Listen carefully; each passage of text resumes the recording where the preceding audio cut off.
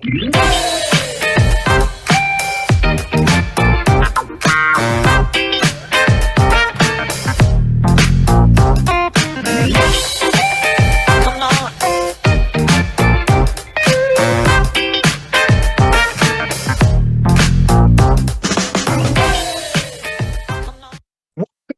everybody. This is the Do It Live Autonomy podcast, and today is the season finale of our 8th season here in Autonomy. Last night we had our graduation presentation, and today I get to be honored with wrapping up the season in Do It Live. And not only will we be covering this last week, but we'll be covering the whole season. And I have about 20 clips. We'll see how many we can make it through. And I'd love to welcome my co-hosts, Van and Jill. Van, Jill, how are you doing today? Great. I'm good. Happy to be here, and amazed as always at how fast 12 weeks can go by. I'm very well, thanks, Joshua. Yeah, I'm still buzzing after last night's graduation shindig, or what do you want to call it? There's so much emotional and laughter, and just such a roller coaster of a ride and it's not even finished yet, it's still going. I love hearing Richard get choked up. We'll talk about that later. All right, well, we want to jump right into this because, yeah, we got a lot to cover, and I'm going to kind of try to go through this as a timeline. So October 14th was when we started season 8. And right before then, we did our first ever Ask Me Anything. I was able to get Richard into a Zoom room, and people that have gone through the obstacle course but haven't yet joined Autonomy, they got to have, I think, 2 hours of time with Richard and ask any question about Autonomy. It was really fun, and I just saw how helpful it was for people to, get some direct feedback before they invest in themselves into the community. And so that came out very successful. I think we're going to do that each season now. And then shortly after then, we had our initial meet and greet, and that was amazing. We have 2 meet and greets. Friday night is meeting the alumni and graduates of Autonomy. And so new students get to then hear some success stories and how much people have grown and what they've accomplished joining into Autonomy. And I got a couple clips right here, so I'm just going to jump right into this.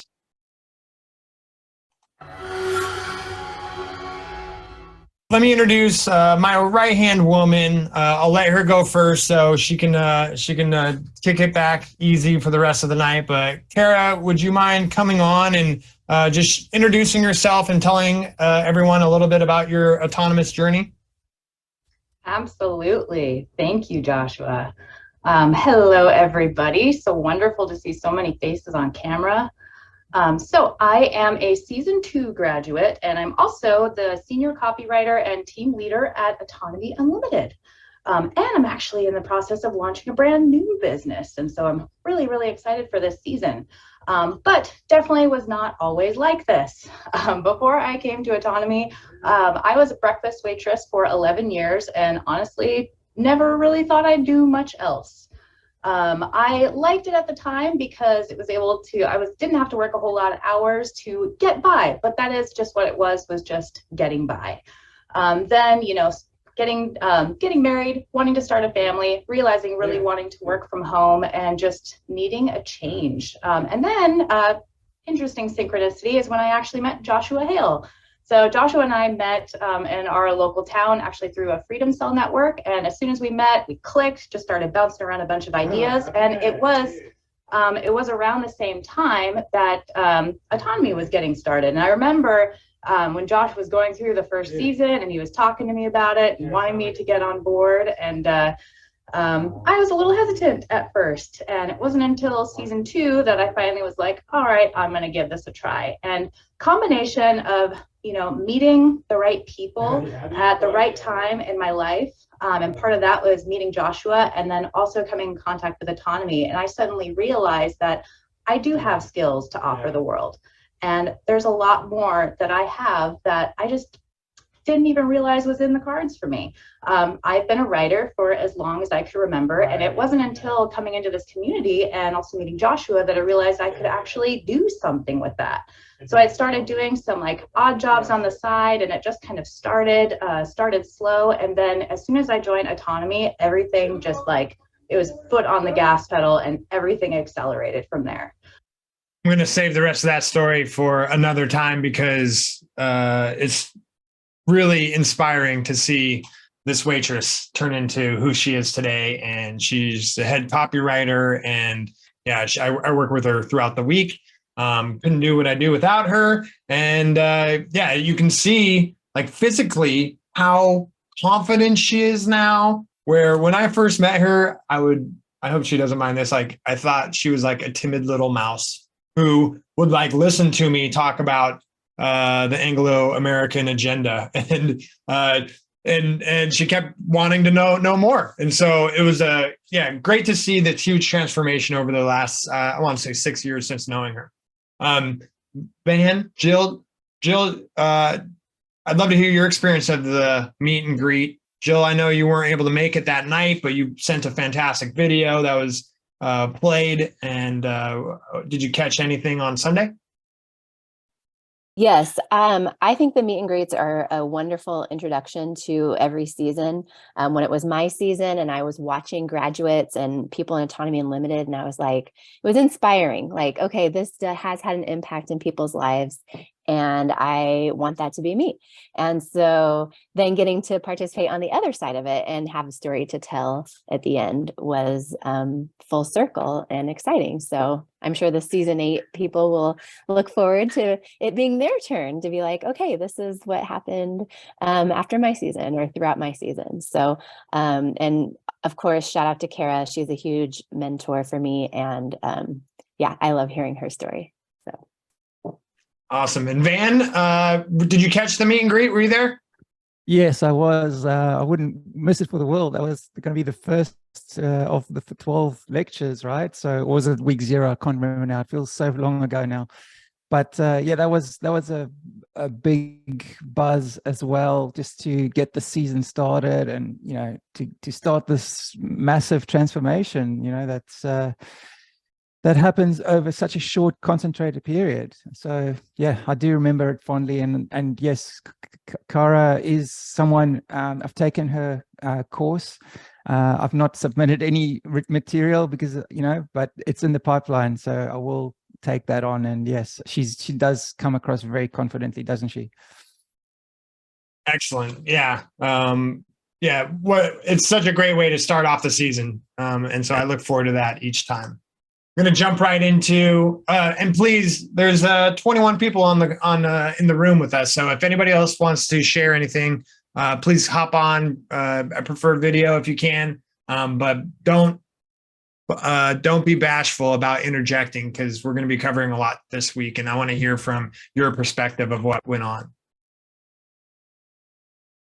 We have updated University of Reason Digital Campus. One day, me and Rich, we busted out, I think, Photoshop and went to town. He's like, get the bulldozers, knock out that building. All right, bring in some trees. All right.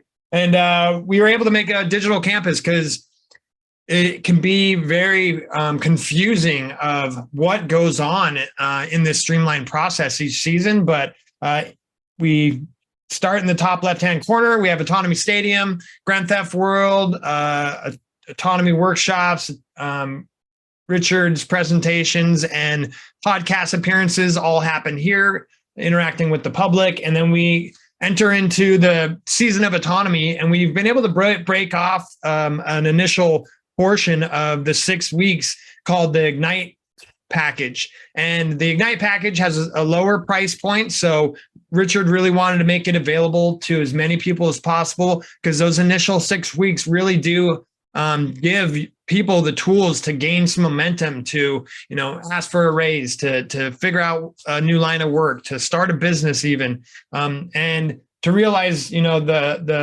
what schooling has done to us. Van, you came in on the Ignite package, right? Yes, I did. I didn't even realize that that was my package. Yeah, but I didn't feel like I was getting a short end of the, not that what would be the short end of it, but I felt like I had a complete package. Yeah.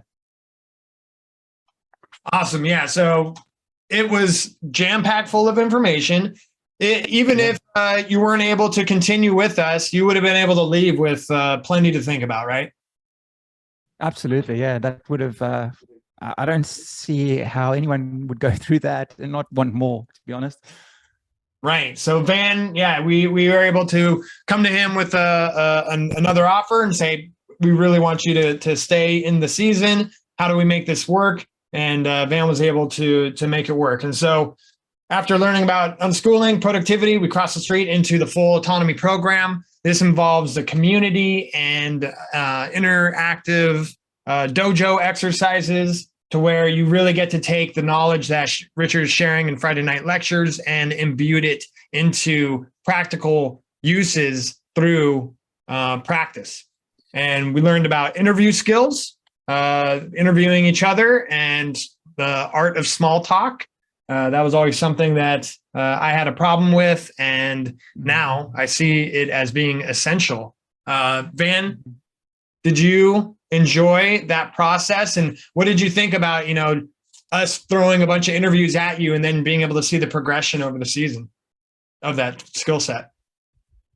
Well, I think that's probably been one of the most valuable things for me, because a lot of people come into this course, as introverts, and when they challenge to now go and speak to people and also learn the art of listening, that can be a confronting task. But because we're practicing it in a welcoming, forgiving environment before we go and practice these things in the big, scary world, it's a much easier process. So now I'm able to talk to anyone. In fact, I can't shut up. So I have to check myself so that, I adhere to the old rule of no one cares until they know. I always get this wrong, but no one cares about you until they know you care about them. Something I'm paraphrasing badly, but yeah. So yeah, now I'm confident. I can listen to people. Not 100% where I want to be, but it's a massive transformation and improvement of where I was when I started this course 12 weeks ago. Definitely. And just speaking for myself, I used to be afraid of answering the phone from like a unknown number. I was afraid to talk to strangers. And you didn't know if they're going to be jerks or what, but now you can talk to them, introducers, like get into the conversation, find out that they're jerks and be like, thanks for letting me know. Goodbye. Right. So you get to face these things instead of them just being fears of the unknown and never putting yourself out there. Absolutely. And this thing about that, what you mentioned about small talk, I mean, that is essential. I agree, because now you build that rapport with someone and it just sets the tone for the rest of the conversation. Right. So next, after we get through our interviews and we start learning about being an effective human being, and then we enter into the world of sales. And that is a huge topic all on itself. Van, I am curious about your development from small talk conversations and interviews, and then being able to kind of see the bigger picture of where that could take you. Absolutely. Yeah. So again, this whole concept of copyright was completely foreign to me. Not that I wasn't exposed to that in the big world, but copyright to me, I thought patents and stuff. So the first time I ever attended Kara's copyright clinic, a whole new world opened up to me, and this whole thing about people's psychology and what drives them to do certain things, that's always interested me. And so this concept of putting down a sales message or on paper to an audience that you've never met, to someone in the future, it's a really fascinating concept to me. And the course, the last 6 weeks of the course goes heavily into that. And you learn about, experts, and you also learn about ways not to do it. So, and then you get Richard's take from all people that have done it well in the past, and then he distills it into best practice. So yeah, it's really a fascinating journey and education experience to get what done right looks like. Because we use sales and need sales everywhere. If we're, inviting our friends out for, a bite to eat, to, trying to find a girlfriend, to, trying to negotiate with business partners, in every aspect of our lives, we are engaging and we're offering and we're trying to look for exchanging value with each other. And by doing it blind or by having a version of it, you're doing yourself a huge disfavor. Now, Jill, you have a very unique journey through this because you came in contact with all this information, and then you found out you kind of had a knack with writing, right? Yes. Sorry that my Wi-Fi just caught up with that, but yes, in season 7, I remember the Q&As around this topic so clearly because I think it was Daniel that admitted that he was he was a Kirby salesman for a very short time, and that opened up the doors to like the experiences that we've all had, the bad sales experiences and what we associate it with. And I would say that Kirby salesmen are the epitome of what you don't want to be. And he figured that out real quick because he's a good guy. But so it took me, that's towards the end of the season when the sales shift really started to happen. And now I just laugh at myself because I'm a copywriter and that's sales in writing. So like I went from like, I will never, ever sell anything to anyone. I hate being in that position of being sold to now, kind of being in sales somewhat, even though I don't have to talk to people about it really, but I have to write it. So yeah. And what I will say too about the conversations, I think I've said this before, but it really can't be said enough that how unique it is that we have that integration exercise to practice those sales exercises, because I went to ClickFunnels, to this huge conference of 5,000 people, and the small group that I went with, we had a little practice session beforehand, and it was with copywriters. Here's how you would start conversations, here's how you listen, give value, try to problem solve.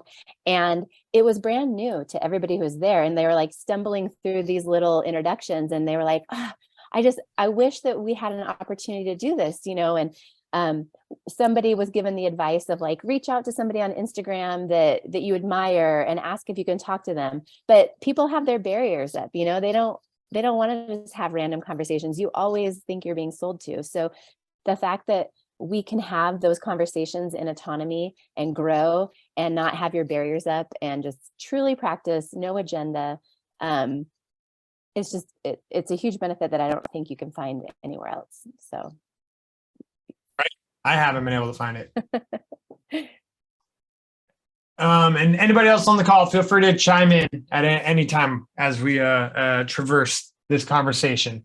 So after sales, then we learn about entrepreneurship, and we learn about digital marketing. And once you have an offer, like how do you get that in front of others? How do you, be able to transact? And that's kind of my jam. That's where I spend most of my time all week, helping clients with digital marketing. And so really like the final lectures. And then a couple honorable mentions on here is, when we cross the street. So I'm going to circle back around this after we go through more of what transpired throughout the season. But this whole left section right here, this is like what you do once you're done with your first season. So I'll come back to that, and it's going to be a lot of fun. All right. So from a marketing standpoint, I'm very proud because we got some big things accomplished in between the seasons, or right before the season started. This is the AUTONOMY home page. And after several years of it being in a state that was stale and old and confusing because we were developing our own messaging, we finally had a copywriter help out with rewriting the page. And then we got a nice, clear design made for it. And so it looks really crisp, really clean, and easy to latch a hold of what it is that's going on inside of autonomy. Whereas before it was kind of vague and confusing. And people, when they first get here, they want to know, what is this all about? Once they learn a little bit about it, then they can get curious and learn about learning more about it. And so very proud of this page now. I'm happy to like share it and have influencers like Jay Dyer now share it with his audiences. And then also autonomy for individuals and autonomy for businesses. So people have a choice right here. Individuals takes you to the autonomy, and then businesses. This is where I get to help out small businesses along with Richard and the freelancer team, where we get to work on helping small businesses thrive in the world and be able to contend with all the corporate competitors out there. So it's a great opportunity to really take your offer to market. We also introduced the Autonomy Forum this season, and the forum is a huge improvement over our communication technology that we were using previously.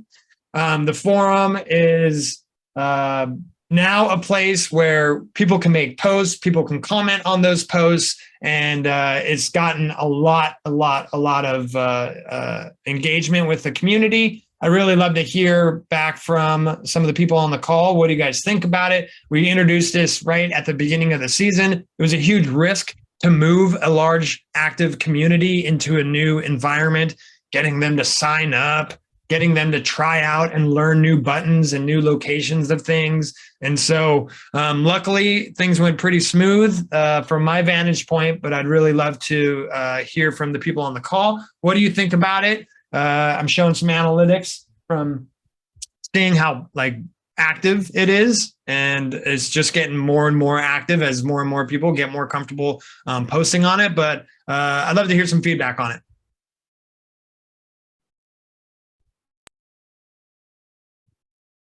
I just want to say, Joshua, yes, I didn't realize what a brave move it would have been to move such a large community over, but I think it's also testimony to how autonomy is not scared to try new things if it means it's going to improve the overall experience. And it also speaks to how no one season is ever the same. It's always an enhancement on the previous one.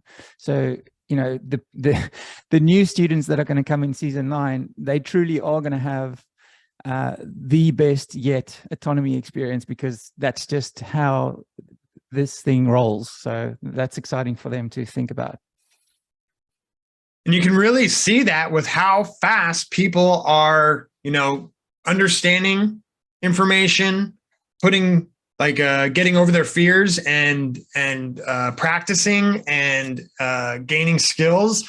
That's happening faster and faster because the path is more trodden and it's easier to walk on because of the people that came before you. Anybody else having that experience?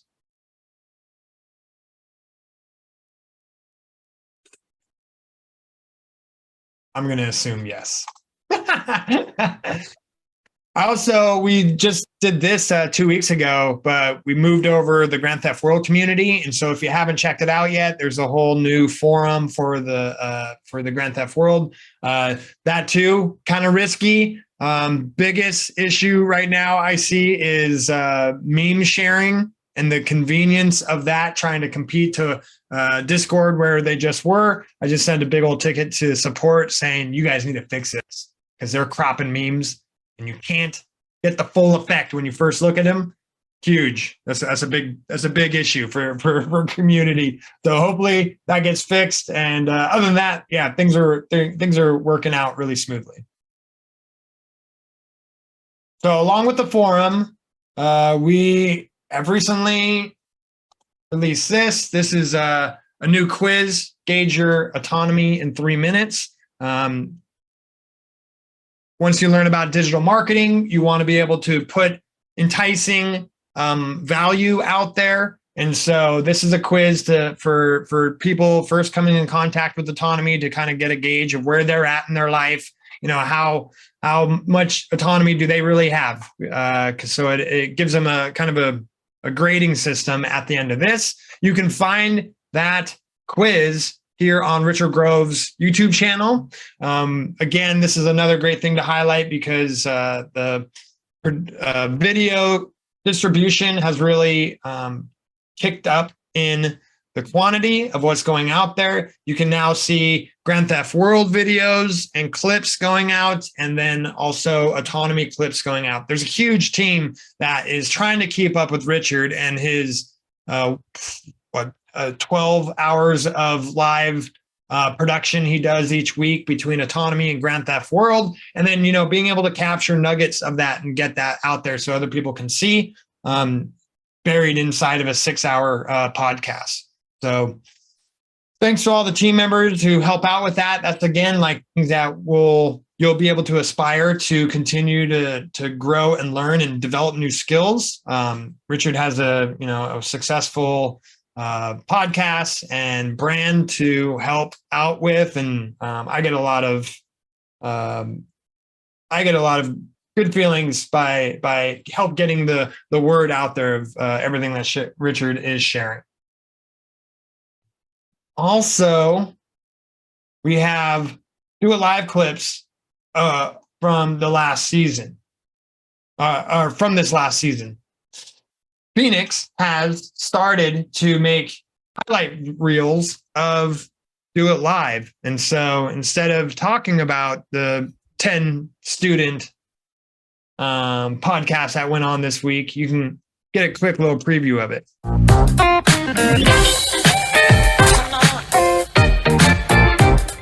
What's going on, ladies and gentlemen? This is your boy, Phoenix Aurora. Welcome to the weekly battleground of complexity, cognition, and confidence building known as Do It Live. We're going to be covering all of the events that have passed over the last week. Last Sunday's Q&A, the Autonomy Toasters, project management, getting things done, spiritual revolution of Jerry Tappan's weekly challenge, an introduction of a new course called the Dopamine Detox by a good friend of mine, Mr. Jay Noon from up in New Hampshire.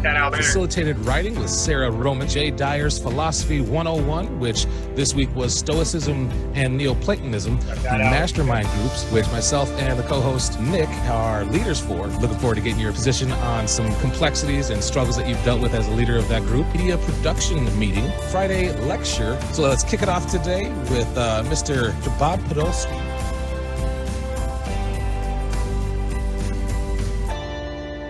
Phoenix is flexing his video editing skills. Here's another look at one he just released. You don't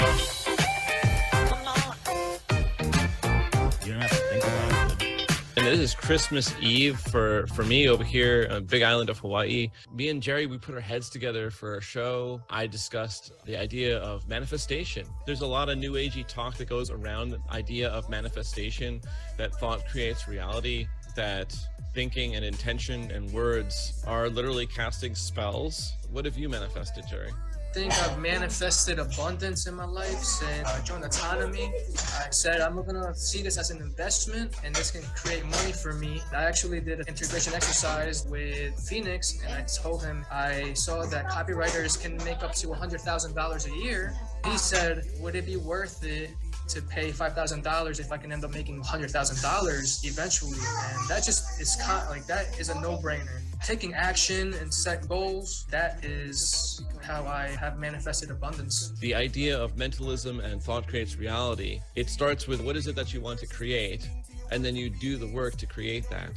So in the negative version, you can see in this video, the ruling class had a problem. What do we do with all this fluoride, this byproduct of the industries, the nuclear industry, the aluminum industry? There's so many industries that utilize or have a byproduct of fluoride. How are they going to dispose of this stuff without going into debt for billions of dollars? They came up with some really creative solutions to do that. Jerry, this would be a good point to play that. And also, he was the director of research for Alcoa, so he helped industry to grapple with fluoride emissions damage claims, which they were facing billions at the time. So they manifested for themselves Francis Frary, someone who director of research at Alcoa, that's the aluminum company of America. Here we have Netflix founder Mark Bernays Randolph. He happens to be the great grandnephew of Edward Bernays. So we now have in the modern world the same, lineage of people taking over perception management and moving things forward. So I think it's really good to understand that mentalism and thought creating reality and manifestation is working also against everyone. Never a dull moment.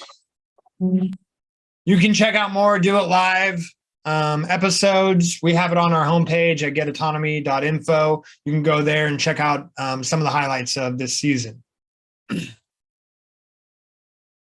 Does anybody, before we move on, have any other like favorite moments from this last Do It Live season?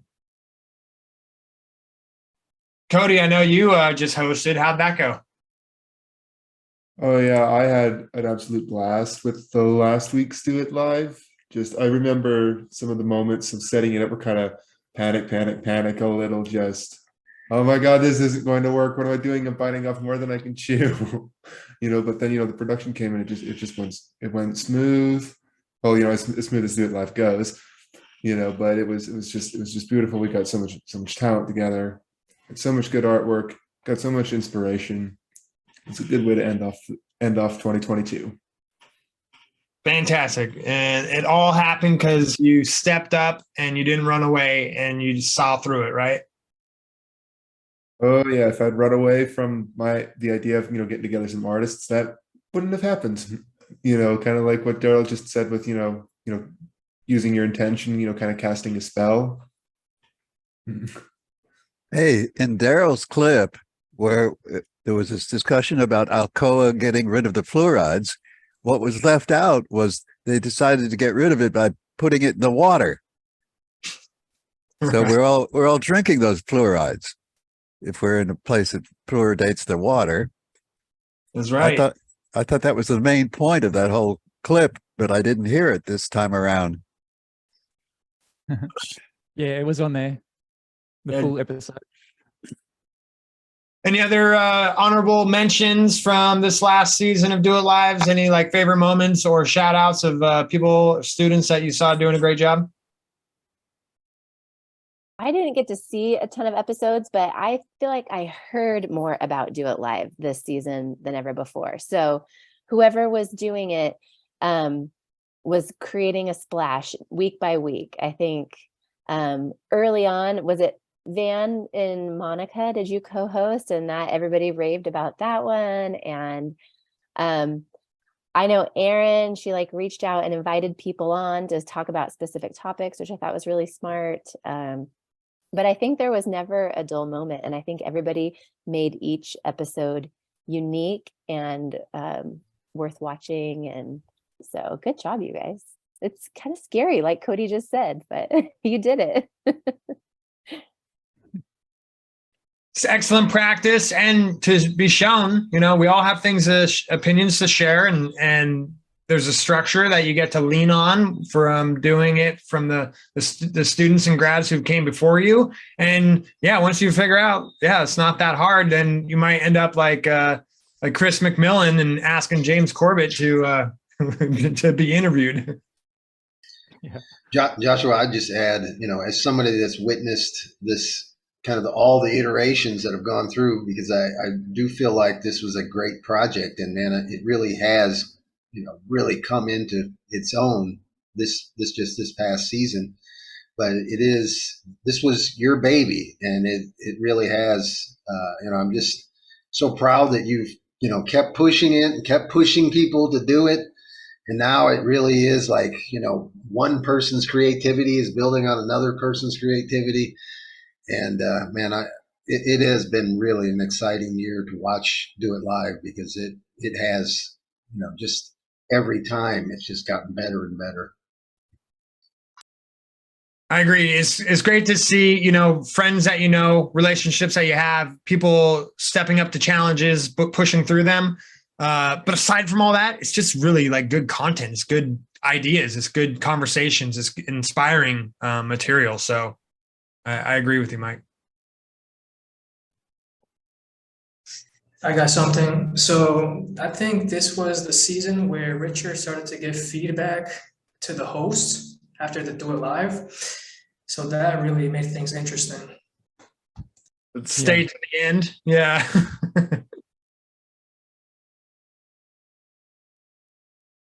All right, we're going to jump into another huge project that took place. I wasn't even a part of this. I just got to witness it happen.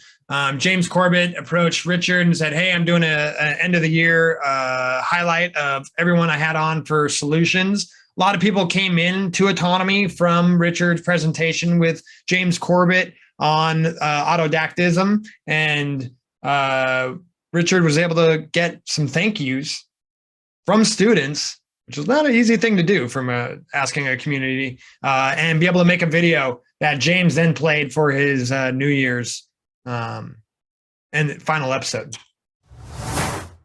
Hi, James. I'm Erin from upstate New York, near the Canadian border, but nowhere near the sunny climes of Western Japan. I wanted to say thank you so much. I'm forever grateful for your work. You were my introduction to Richard Grove and Autonomy. I'm a Season 8 student, and I'm working on getting things done, digital skills, and plans for a prosperous future. Thank you again for everything that you do. You're the best. Hi, James. Colin here. As a fellow Canadian expat and longtime fan, I wanted to thank you for the episode you did with Richard on autodidacticism. Not only did I learn what autodidactic means, but you motivated me to join Autonomy. Since joining Autonomy, I've learned what real integrity, accountability, salesmanship, excellence, and growth look like. I'm now practicing those skills on a daily basis with the most amazing group of people one could ever hope to grow with. It's been truly life-changing. Thank you so much. Domo arigato, Mr. Anti-Roboto. Hi James, my name is Mihai, and I want to thank you for helping me find autonomy through your Solution Watch series. I am grateful that now I can grow, learn, and be a part of an awesome community. And that is thanks to your interview with Richard and to the show notes. Hi James, I'd just like to say thank you. Your Century of Enslavement documentary helped to propel me on a journey of discovering the occulted history of the world and society as we know it. You introduced me to Richard Grove, a man like yourself with immaculate research capabilities, and you both have helped me to grow intellectually in ways that I am deeply thankful for. Richard Grove offers a course and a community known as Autonomy, which I have come into, which has allowed me to grow in ways that I thought not possible. So, for helping launch me on my journey, thank you very much, James. Hi James, my name is Pius. As a long-time listener and member of the Corbett Report, I wanted to thank you for introducing me to Richard Grove's work. Your recent Solution Watch episode with Richard on autodidacticism persuaded me to finally join Autonomy as a Season 8 student. This powerful interview could not have arrived more timely for me, as I wanted to reorient myself and was looking for a like-minded community. I can't express my gratitude enough for you and Richard showing me the way towards autonomy, striving for integrity while being accountable, being excellent to each other and growing every day. Thank you and Brock for everything you do. Hi James, my name is Andrew and I'm one of many people to have had a massive paradigm shift in reality check thanks to the pandemic. About a year ago I discovered Richard Grove through the Peace Revolution podcast, which led me to your website with its excellent wealth of content to help me understand the historical contexts of the world I find myself in. This year my wife and I have been busy homeschooling 2 kids and sort of waiting to see what happens next, feeling a bit stunned. As previous modes of employment have been wiped out due to mandates and we had to sell our home. The day I found your interview with Richard about autodidacticism, I went straight to the Autonomy website and started the obstacle course with my wife following shortly after. We are now so grateful to be part of the Autonomy community, not just amazing people, but we're learning how to think and reason and communicate with greater clarity and to move forward with positive action to solve problems and create value and create prosperity for us and others around us. So thank you so much again, and keep doing what you do.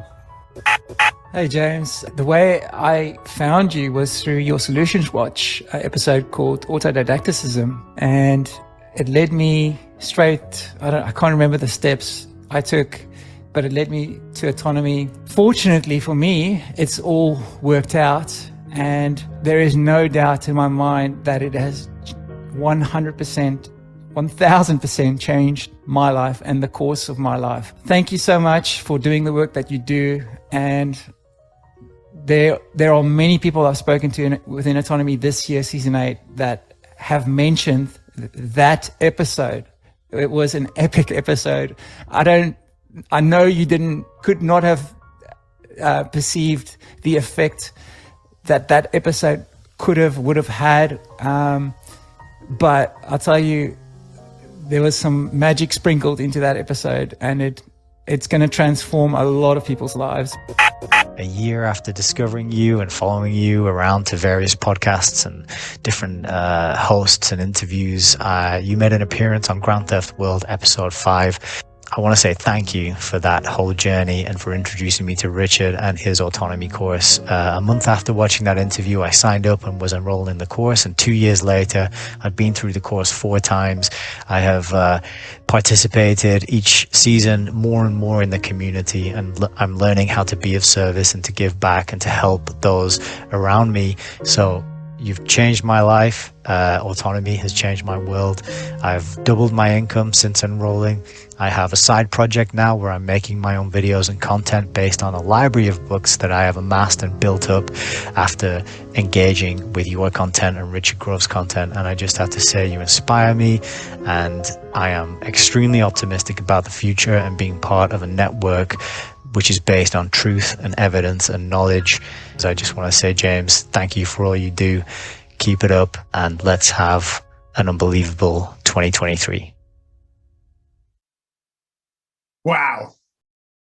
Everyone was so well spoken. I can't believe, incredible. That was truly a magical moment. And yeah, that was so nice to see these people, the people that you get to know throughout the season, and the struggles that they're going through, and then for them to do this, it was just magical. And yeah, it was such a lovely gesture to do this thing. I know it's part of James's Solutions Watch, but yeah, that was also nice to watch it on James Corbett's report, and Nick's song that James played at the end of the Corbett report. It was just such a nice way to round off 2022. Yeah, for sure. For sure. Well, I'm glad I was able to remember that, got it in today's episode, because, yeah, it's very touching. And that's as authentic as you can get, like with hearing people, the impact of podcasters and researchers.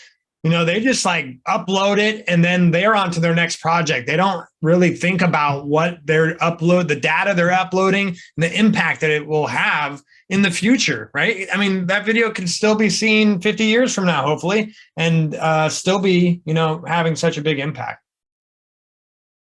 Absolutely. And I think that's the beauty of I know I'm jumping now to Grand Theft World, but I think that encapsulating that time capsule for eternity is also going to be valuable at some point in the future. So I don't know why that made me think of Grand Theft World, but yeah, it's on the same concept, right? I got to keep that in mind, because I upload those to Richard's YouTube channel, which is definitely suppressed. And, we get 700 views, and that's only, at that time. And it's not counting all the alternative media that we also distribute to. And then in the future, just like you said, Van, where this is going to have, we can't even fathom the impact that this can have in the future. It's also a good autonomy lesson that if you don't ask. And I know Richard reinforces that lesson, but good for James for following up with all of his guests and asking for feedback. That's what that whole episode was about. And if he hadn't asked, this project wouldn't have come about. And so it's a good lesson maybe for autonomy and Grand Theft World as well. Like, I'm sure that there could be a lot of feedback and testimonials and stuff for Richard's work as well. So, but yeah, if you don't ask, you don't get, right? And Joshua, speaking about the shadow banning, if you look at ban.com and you look at some of the view counts that Richard's stuff is getting over there, then you know the YouTube stuff is nowhere near accurate. It's like 1%, if you're lucky, of the true viewing figures. That's right. All right. Something else that we have started this last season, which for most people, you were trying, I'm sure, just trying to get your bearings, and there was so much going on. So you probably weren't able to participate, but this can be something you look forward to next season when you got a little bit more free time, a little bit more brain power to share what's going on. But we were doing weekly challenges. It was the first time we did this. Jerry helped me out with getting those weekly challenges out. It kind of petered out in the media just because I got overwhelmed through the holidays. But we kept the weekly challenges going on in the main community. And I really look forward to just being able to do that again next season, where people will have more bandwidth to give it some attention. I am really into video production right now. And so I had a lot of fun coming up with those weekly media challenges just to push myself into trying new things. And I pulled up some highlights to showcase. And I totally look forward to doing the same ones again next season, just to show how much I've grown. And I want to see that from the others. But Andrew Johnson, he was in one of the previous clips of the Corbett.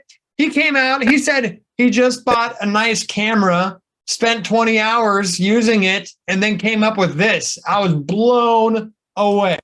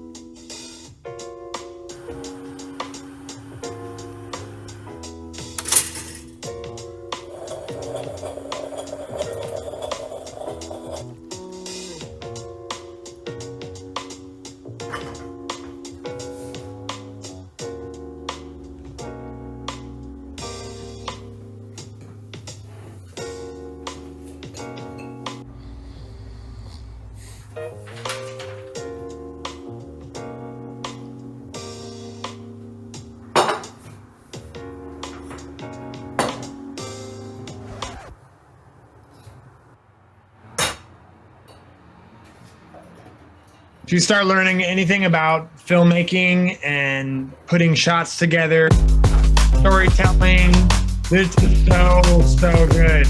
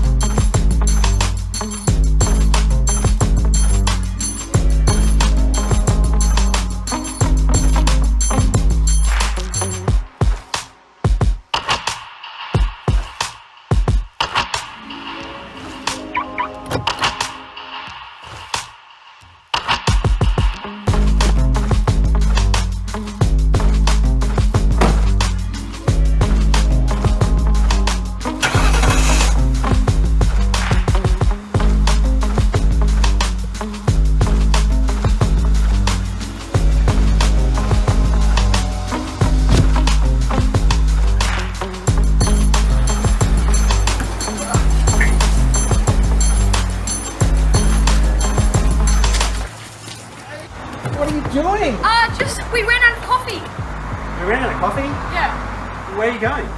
Mellow. I need to get some more. Oh, okay. See you in 10. Yeah, cool.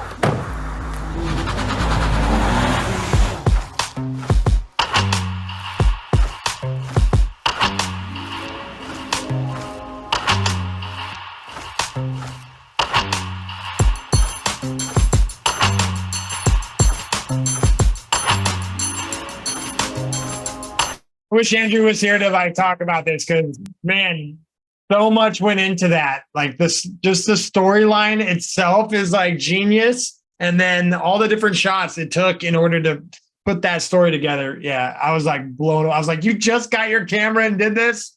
You set the bar pretty high with that one. He did his 20 hours of practice, right? Trying to master something.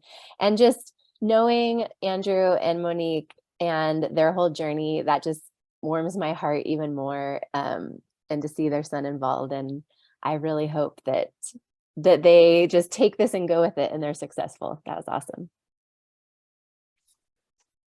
Yeah, I'm surprised to see that movie. I've never seen that one, but I'm not really surprised, coming from Andrew. But yeah, that was such a good thing to watch. And once you've done a bit of, challenge yourself doing this stuff, then you can actually see how hard it must have been and the challenges that he must have gone through to get the right shot and, multiple takes. And, that whole thing probably was more than 20 hours. Never mind the learning aspect of it. Yeah, super inspiring. And yeah, I hope to somehow match that next season. We'll see if I can aspire that high. Another one I wanted to showcase was looking for the name. Is it Stefano? Do I have that name right? Stefano, thank you.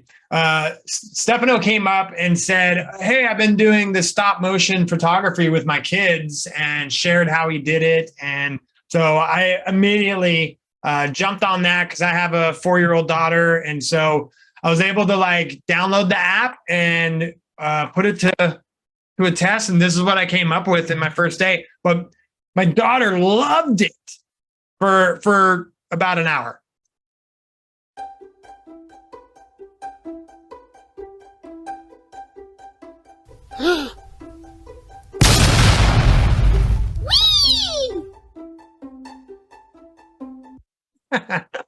We had fun. I kind of shelved it after that day, but we had a lot of fun. And I hope to enter next year, be able to bring that back out because it was easy. Never before has it been so easy to do stop motion. Just using your phone, download this app, and it just takes pictures, and you just set the scene, and you get to tell a story. And that was a lot of fun.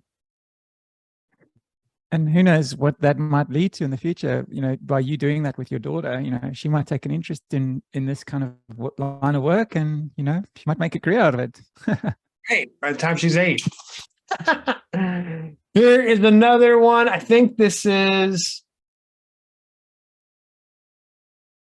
an intro to Stephanie's new education meetup group. And I haven't been able to join, so if anybody else can talk about this afterwards, I'd love to hear about that.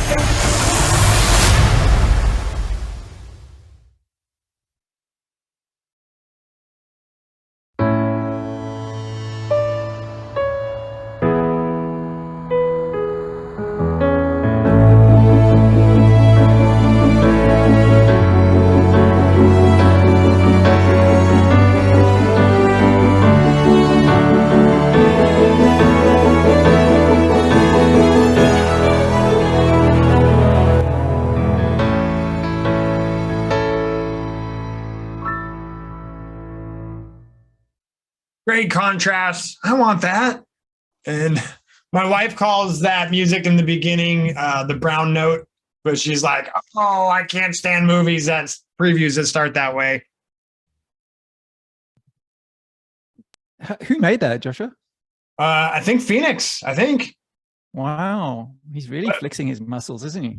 Yeah. But has anybody caught the meeting with the parenting group?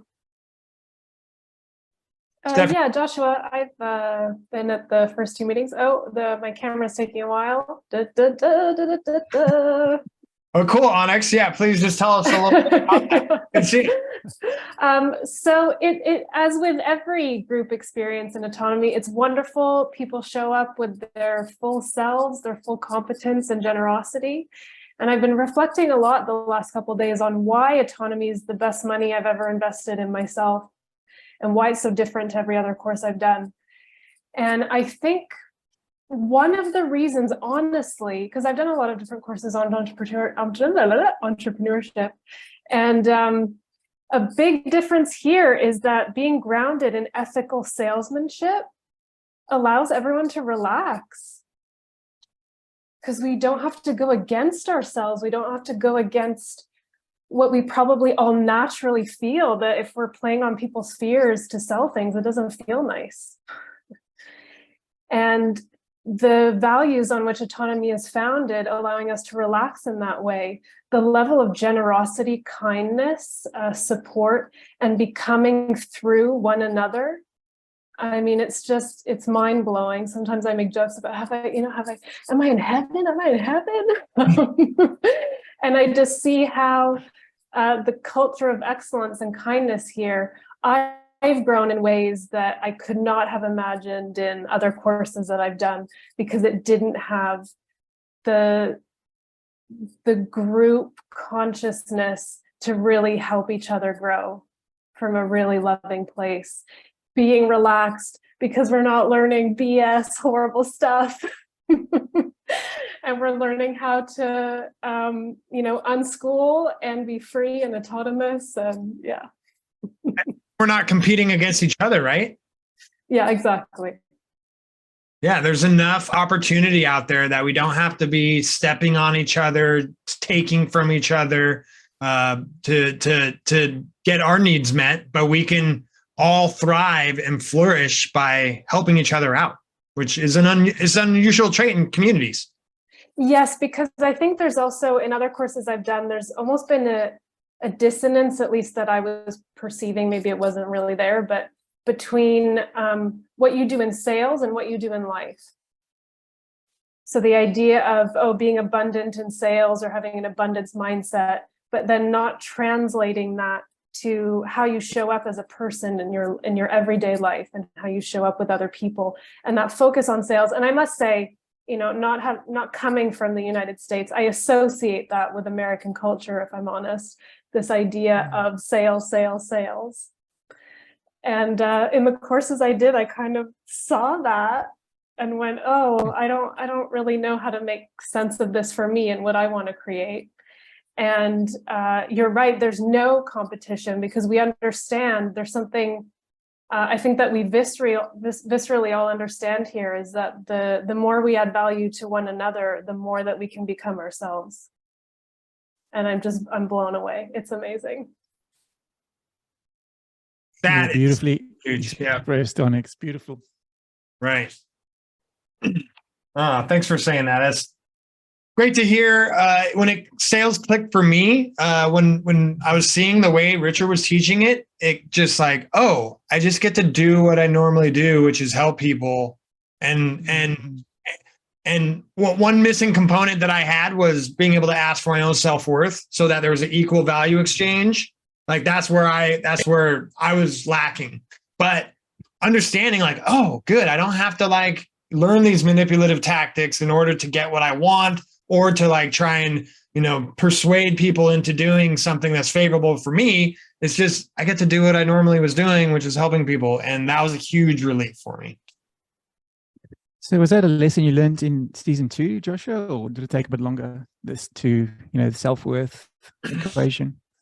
I've been working on that for a very long time. I'm proud of where I'm getting. I really came from a lack mentality. I grew up really impoverished, and always, giving, and was I would intentionally sabotage myself by saying, no, it's okay. Like you don't have to take care of me. I just like helping people. And that wasn't a way for me to help more people. That was a way for me to stay stressed out and to, keep myself thinking small.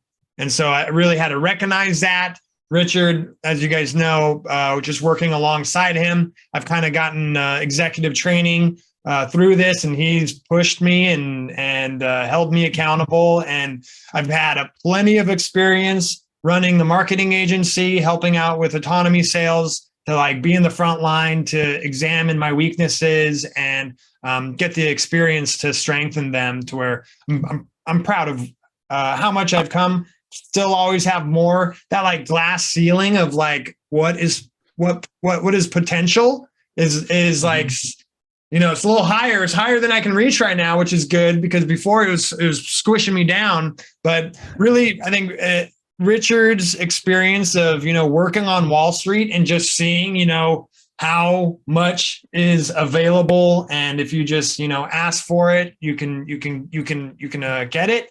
That has had a huge impact on me of being able to push through my glass ceiling.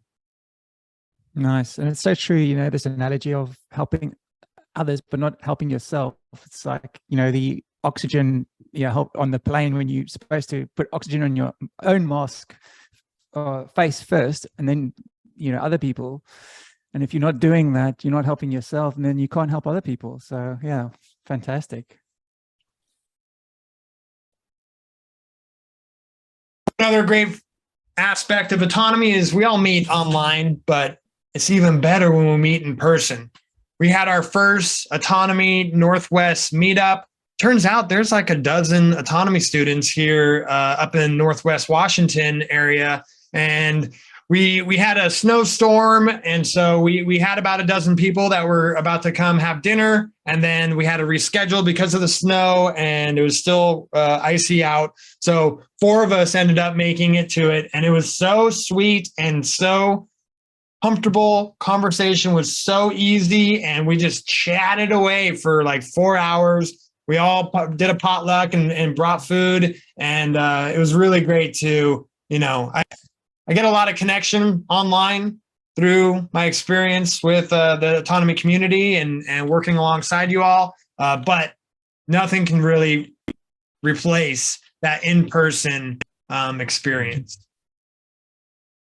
And that's why I'm looking forward to Pork Fest next year. And that will, I've just realized today that, you know, when that happens, it will be, you know, towards the end of season 9.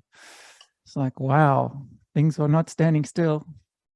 I was just mapping that out, and I got to talk to Richard about this on Monday, but we have like 7 weeks off before the next season so that we can end it before Pork Fest. So get your rest, Richard.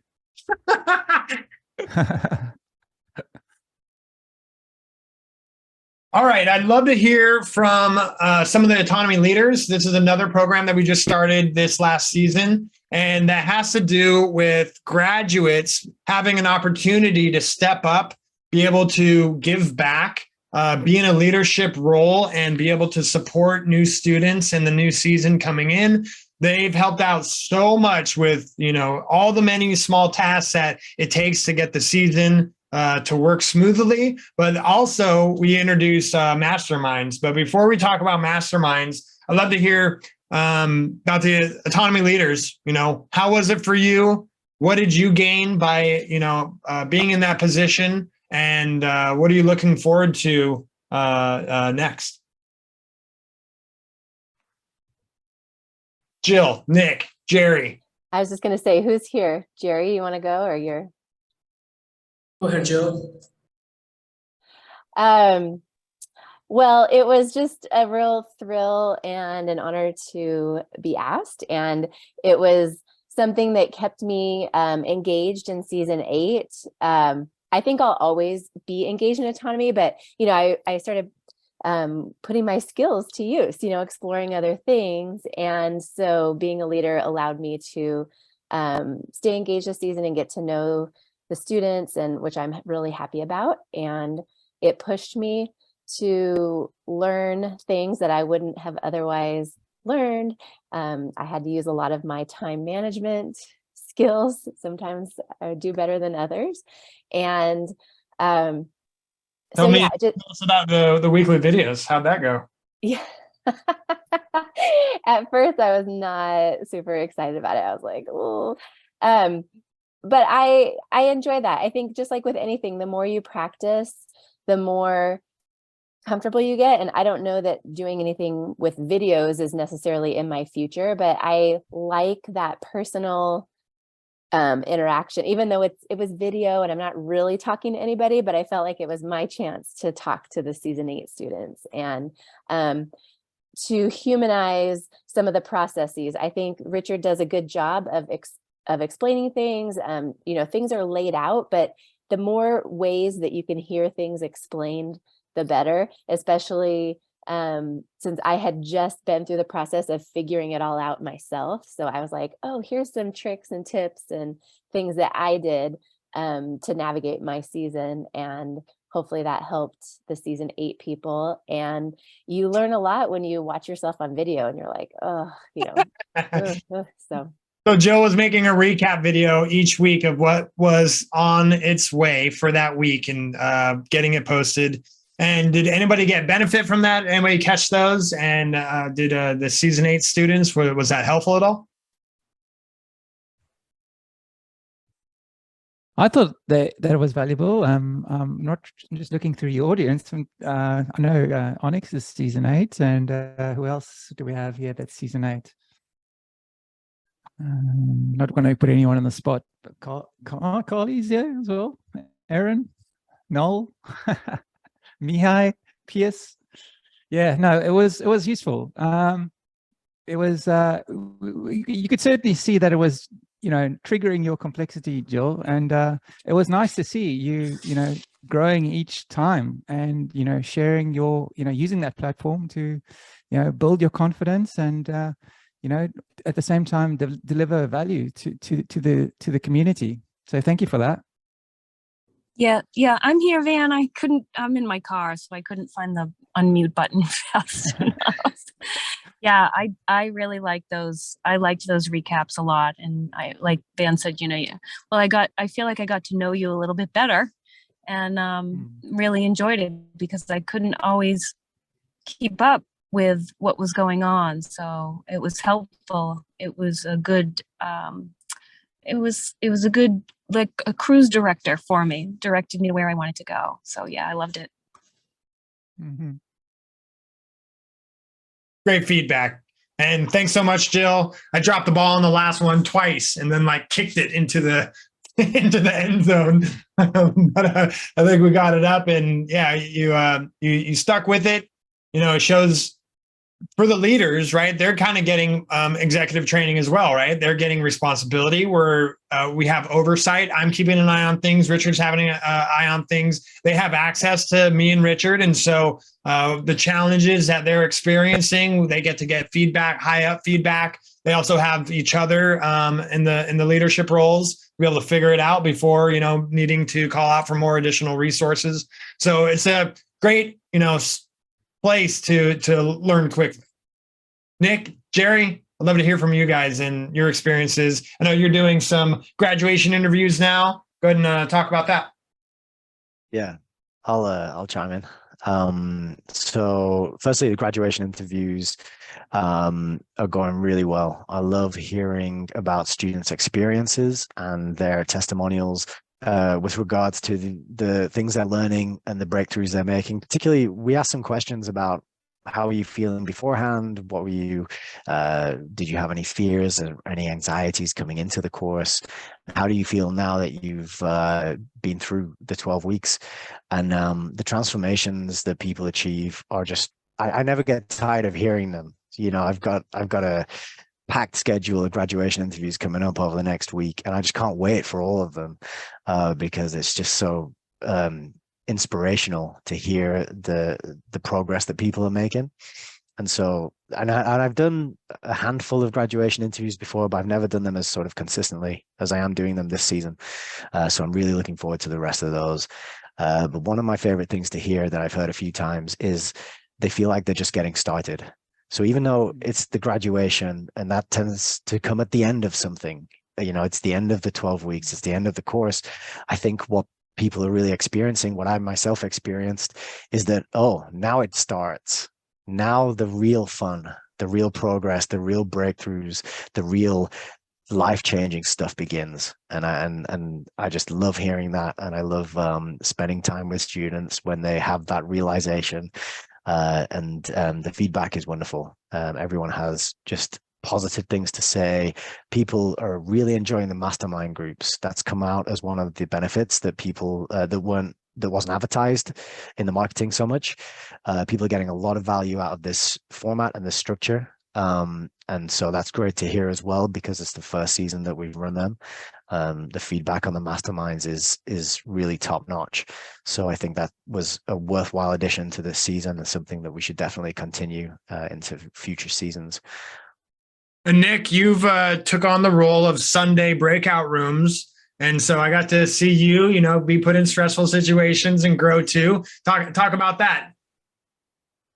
Yeah, this is I like this job. It's a good job. You get to click some buttons, and then you keep an eye on people. They get sent off to different rooms.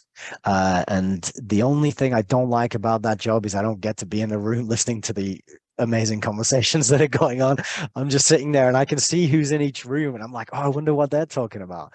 And there's a button to kind of like join the room, but I don't want to, be micromanaging and like, hey, you all being nice to each other, and pop in a room like unexpected and unannounced. But I got some good feedback as well from different students as I did this task. And so I honed it, and I think I improved it over the weeks. And it's been satisfying to me, because the first time you do it, you're not sure which buttons to press. How's it going to go? Are people going to end up in the wrong place? Did I choose the right number of rooms? And then, one person sitting in a room on their own, and 5 people are in another room. And so there is a little bit of a learning curve to it. And then monitoring and seeing, because sometimes the program throws the same people together, each week. And so I had a message like, hey, I've been in the same group for the last 3 weeks. Can you keep an eye out for me?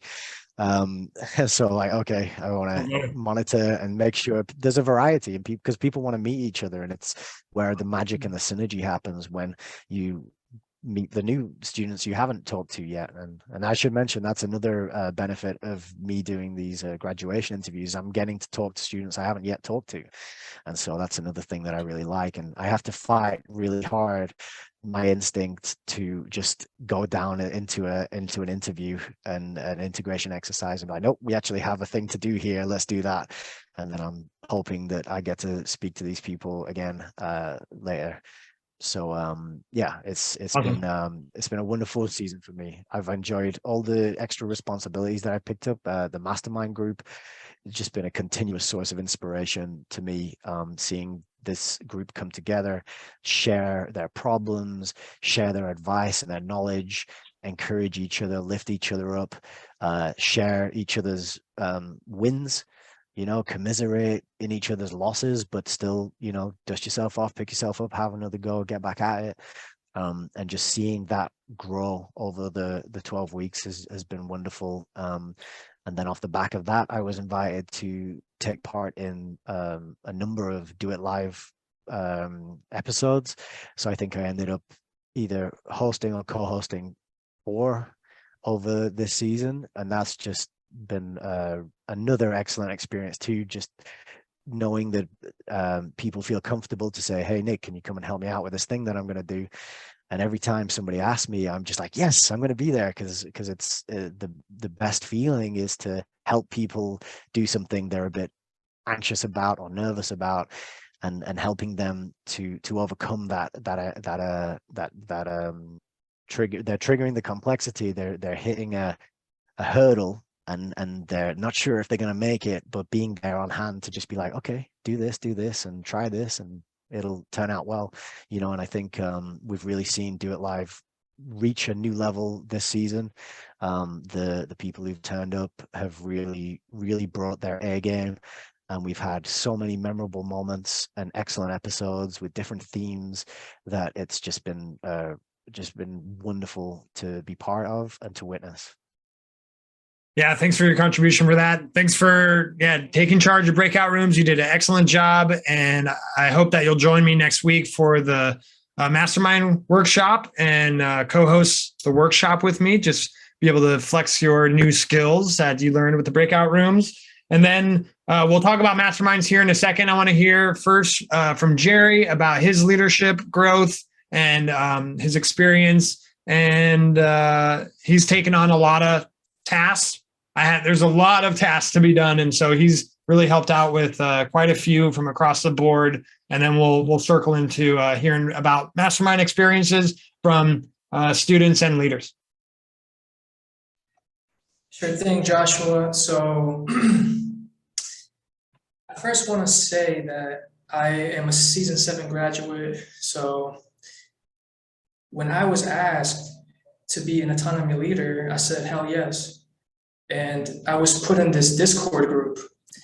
And I was wondering who is going to be in this group, because there were so many phenomenal autonomy graduates from season 7 where if you were nominated to be a leader, I still respect you. So I feel like just because I made the cut, like I felt like, oh, I made it, like I'm good, like I can just chill. But that's a lie. I still have so much more growth to do. I have a ton of respect for Jill and Nick. I think they've made a ton of contributions this season. Big respect to you, Joshua. You're always giving us opportunities. And I've learned so much just from sending out a weekly autonomy challenge. It's nothing, I've never done that before. So just to look for pictures, finding the best one, just posting, it gives me a sense of, let's call it dopamine, because I do feel good like contributing to the season. And the masterminds, I feel like I still need to grow as a leader, how to host a meeting better. But yeah, I don't know if there's going to be more leaders for next season, but I will say that there's a few I can think of that would make great leaders.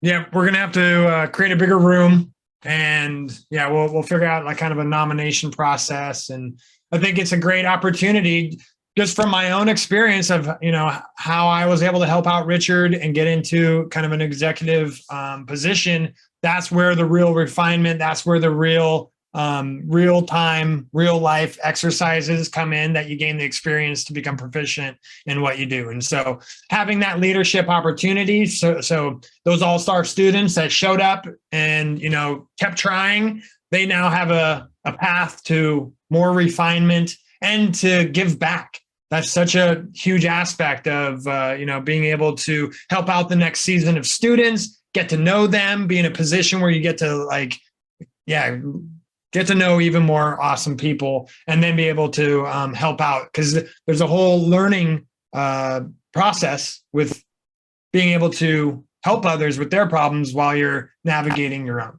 So thanks so much, Jerry, for stepping up. I look forward to we're going to have a conversation next week, talk about some new responsibilities for you, and I look forward to working with all the autonomy leaders to come. And autonomy leaders typically figure out, how to make money with what they're doing. So then we get to really work alongside each other like Jill. That's where the real fun happens, is out there in the marketplace trying to keep up with Ernie Hancock. All right. I would like to hear about mastermind groups. I've been so focused on everything else. I haven't taken a peek. I haven't listened to any replays. I haven't even been able to check in with my leadership team yet about how the masterminds have gone. I'd love to hear, without giving away any sensitive or private information, what were some generalized challenges or aha moments that you had? I'd love to hear from students participating in them, and maybe one leader too. Hey, Joshua. So Jerry's my mastermind leader. And I just want to give a shout out to him. He is so humble, at times even self-effacing, so generous and complimentary of everyone else. And so I just want to take this moment to say, Jerry, we all love you. I'm sure I'm not the only one in our mastermind group that loves you. And it's been wonderful to see you grow week to week. in sometimes very small ways, and any amount of growth is amazing. And I wish for you to really celebrate yourself and see how amazing you are, and to give all those compliments to you that you're always giving to other people. And it's been wonderful to have that time to build relationship week to week with people, because it can be easy to talk to someone here and talk to someone there, and to have that continuity. I honestly couldn't imagine the autonomy course without it. And it's really taught me a lot about myself also, I will say. And to make mistakes and to fail in just a really supporting, loving environment. It's been awesome. That's really great to hear. Go ahead, Jill. Well, I was going to say, I'm glad you brought that up in terms of Jerry's growth, because one important component to recognize is, and I think we made this clear at the beginning, but all of us autonomy leaders, like, we're not experts. We were just asked, to provide this service. And so we said yes. And then we decided, let's figure out how to do it. I think it was probably Erica's idea in the beginning to be like, this list seems a little bit complicated and intimidating. Maybe we should practice. And then that led down a path. So that's part of being a leader too, is preparing and all of that. And but even so, none of us really knew how it was going to go. And I appreciate it's because of the whole atmosphere of autonomy that I was even willing to put myself out there, because I was really intimidated, really nervous, and we put that pressure on ourselves to be perfect. And then I remembered, like, oh yeah, people here are understanding, and we are all growing together. And it's one of those things where this was the first crack at it, and I'm sure that there will be iterations and improvements as we go on. But yeah, so thank you for pointing out that even the leaders were growing throughout this whole process too. That's do it live in the real world, to where, we want to add more structure.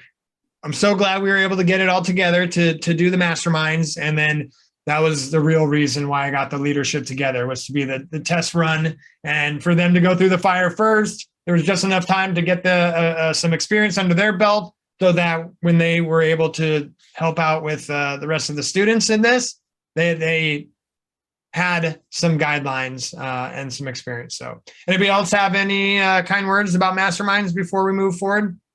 I have some kind words about masterminds, Joshua. Hi, Rob. How you doing? How y'all doing? So it was a great opportunity for me to get a little more re-engaged in the community, because I graduated in season 6 and I've been off trying to do a million different things at once. So it was good to get back a little focus on a schedule, have people depending on you kind of thing. It's great to give back to the community and help people with the struggles that they're having.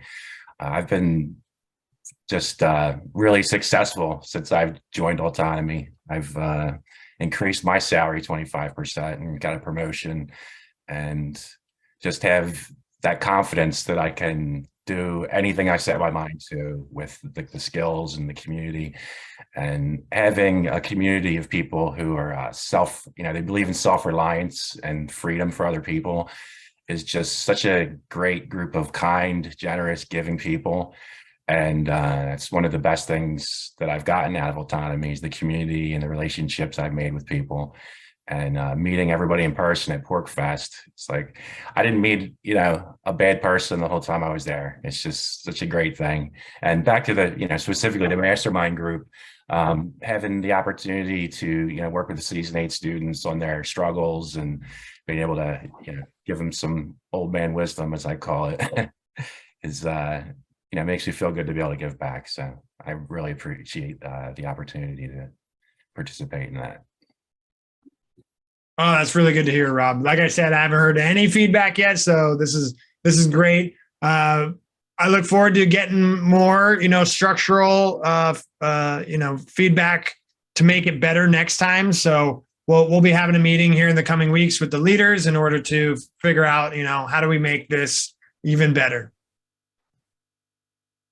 Anybody else want to share on this topic? We're about halfway through my notes, which is done. Yeah, I'd just like to give Joshua just I a know. shout out for how things for Phoenix. He was the mastermind leader for my group, and he's been excellent all the way through. And yeah, we were like setting goals. Yeah, ever since I joined the group, I just got achieved so much more. We'd set goals for each week and try and achieve those goals. And yeah, it's been excellent. Yeah, and got to learn all about other people. And yeah, sometimes people that were on the hot seat, they would bring up some really important subjects that everybody else would try and help out with. So yeah, I thought it was a great exercise. And yeah, Phoenix has been excellent.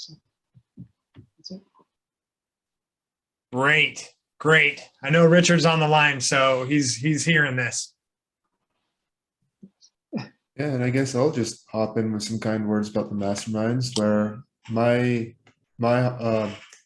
leader is Nick, and the week before our do it live, I kind of brought my pain point of, hey, I've got this thing that I'm kind of freaking out a little, and of course Nick has co-hosted so many times. Then Sabrina, my co-host, was also in that mastermind with us, and it was just a glorious brainstorming opportunity. We got some ideas on the table. We got some finalized action steps. And you saw it. We nailed it. Well, it really helps to have people to hold you accountable and just keep moving forward. And it's inevitable that you'll get better. You keep trying, you get better. Oh yeah.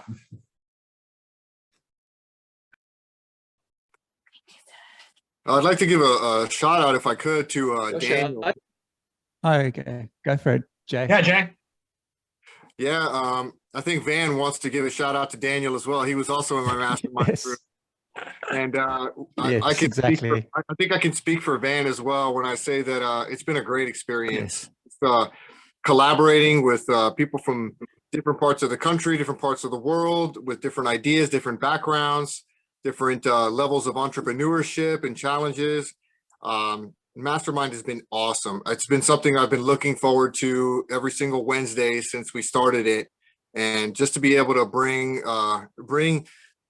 our experiences to help other individuals in that group is fantastic. I don't see it going away because it works. It's valuable. So I want to applaud everybody that's participated in one, and encourage anyone that, if they haven't yet, get on. You will meet some really cool people. You'll make some long-lasting connections, I feel. I'll be coming back for more. So it's been excellent. Thanks, Jay. Thanks. Van, you wanna say something for wrapping up this topic? Yeah, no, I just want to echo what Jason was saying. I just wanted to give a shout out to Daniel Wisconowitz. I mean, he's an awesome character, and it seems like the selection of the leadership group that's hosting the mastermind groups. I don't know how you guys came up with it, but it obviously worked. So whatever you did before, if you're not going to use the same individuals, replicate that process, because it is valuable. And just to see when people come to these groups, and after they've built a bit of trust amongst the group and open up and really become vulnerable. And yeah, that's a powerful thing when you see raw emotion and real life issues. And then if you're able to help, give advice and see how people progress and transform, it's a very powerful thing. And yeah, I certainly be involved with that, especially, my group. And like Jason said, you get to know someone really from the inside out. Excellent. Well, with it officially wrapping up in the coming weeks, that's when we hope you are autonomous and you can carry on with your own mastermind group, be it the one you've gotten close to, or, if you see some other people in the community and you want to start one. We hope to inspire students to just carry on what the leaders have started so that they can prepare for next season and yeah, handhold and help out future students with getting comfortable and, getting some momentum and progress under their belt. I would like to chime in on this topic of mastermind groups. Sure. To tell you what I want to tell you, I need to go back in time. I'd made a decision in 1974 that I was going to devote the rest of my life to helping people learn how to get along with each other better, to be more cooperative and less competitive, more collaborative. And it took me 10 years to really get to where I was equipped to do that. And it was in 1985 that I began participating in a 17-year series of experiments with mastermind groups. I had had some mastermind experience in the meantime, but it was 1985 when I really got serious about it, working with John David Garcia, and he had started out a period of studying masterminds, basically where the current group is in autonomy. Very simple, hot seat work. And we spent 17 years looking to enhance that capability. And I'm really looking forward to sharing with the mastermind community within autonomy the things that we learned that are enhancements of the mastermind technology. And I'm really excited about it because I see a huge potential that I doubt whether even the leadership of the current mastermind groups realizes that there's this huge potential for such groups to form ethical societies on a large scale. And I'm really looking forward to sharing that information with autonomy. Great. Thanks a lot, Bob. And yeah, we'll be putting out probably feedback forums in order to gather that data and prepare ourselves for next season. Well, I'm about halfway through, like I said, my notes, so I'm going to hit the gas now. All this that you just heard was all the right side of our campus, right? That's what happens within just a 12-week portion of the season. And then once the season wraps up, then you cross the street out into the market. And this is where Autonomy Unlimited helps out businesses and projects and students, take those ideas, those kernels of realizing what they're here to do, what they want to do, what they're passionate about, and how do they, and help others with those things. So that's where we get into business ideas, business optimization, digital asset and production assembly. That's creating websites, landing pages, funnels, all in order to get your offer in front of others.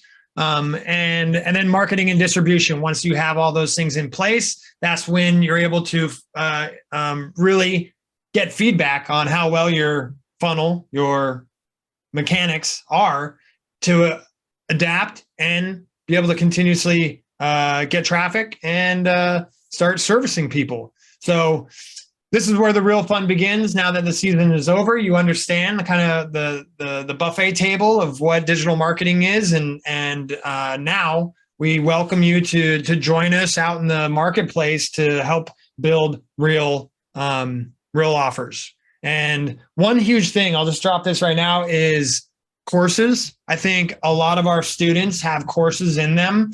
There's a huge collective body of knowledge inside of our community, and we do think outside the box. There's a status quo, and we have really figured out decentralized solutions to having a more holistic lifestyle, being able to have a true sustainable society. And so there's a lot of solutions coming to table that the world needs to hear about. And students and Richard's colleagues have this knowledge. And so we're now helping out people create courses to be able to digest that knowledge, internalize it, and be able to put it to use in a really rapid state. Whereas, this 10 years ago, when I was like jumping in and out of rabbit holes, it was fragmented information from all over the place that I was just trying to pull together. And that was really like when I came across the trivia method and Richard, that I finally found like some clean water to drink and something that I could really put to use. We really want to be able to help out people do that, and we are. So another huge benefit of joining Autonomy and being a part of this community is participating in developing courses that are coming out. Students get to be a part of production of course development, and we get to offer something that a lot of places don't have the ability to do. We have a built-in audience. So when we asked Ryan Christian as to come in and do a course on how to do objective research, we have a built-in troll-free audience that he can come in, give his presentation to, get honest feedback from entrepreneurs and people on their own path of self-development, and be able to give him good questions for him to expand upon and create really valuable question and answers.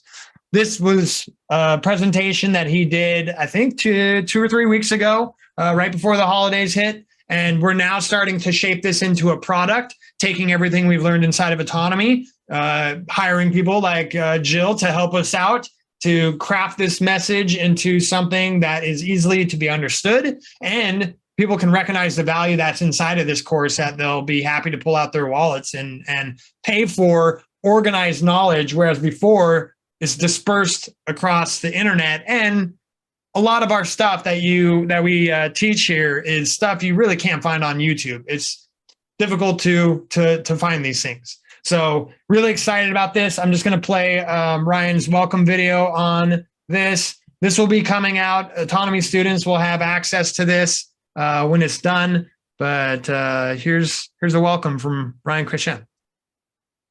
Oh. This course in general. So I mean, the bottom line is that this course in general is obviously just kind of a cheat sheet, step-by-step reality of like how to maintain objectivity in a world gone absolutely mad with subjective opinions, right? So this is about training yourself to maintain objectivity in the face of just emotional manipulation in every possible way, and doing so in a way that you can remember, in a way that keeps this, it's a process. And again, always being okay with ending up feeling with not having the information. If nothing out there, we are being trained to pick a side, right? No matter what, end up saying, well, I guess I'll just pick this one, the lesser of two evils, left or right, Fox or CNN. And that's the last thing we should do, right? This is about maintaining that objectivity in every single way. That was a teaser. You're the first ones to see this course. And now the people watching the replay, you're the first one to know about it too. We hope to have this wrapped up next week and be able to get this to Ryan, get it approved by him, and then be able to put it out there on the market. And so not only did we have Ryan Christian join us, but we also had Jay Dyer. Jay Dyer just got done wrapping up a massive 12-week philosophy 101 course. I was only able to catch like the first half of it, and I just got too many things on my schedule. And so I'm looking forward to catching the replay of this. Again, Jill helped out with the landing page copy. I was able to put together some help with the design, and then the rest of the team was able to make this get completed. This is going to be going on sale, like, I think next week. We're just waiting to upload the video and get the course all polished up. And then Jay's ready to announce it. He's been teasing it out over the last few weeks to his audience. This is going to be a huge success.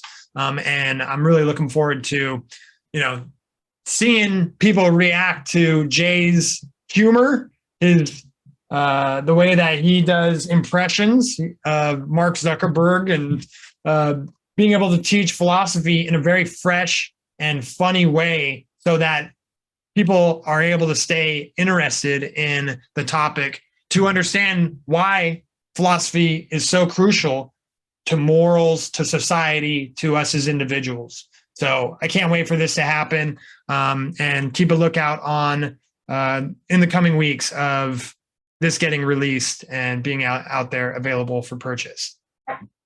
I've been taking part in the course. It's awesome. And he does bring that humor that keeps you engaged and kind of ties things together. I mean, it is a little dry and boring in some aspects. So having somebody who can present it that way definitely draws you in.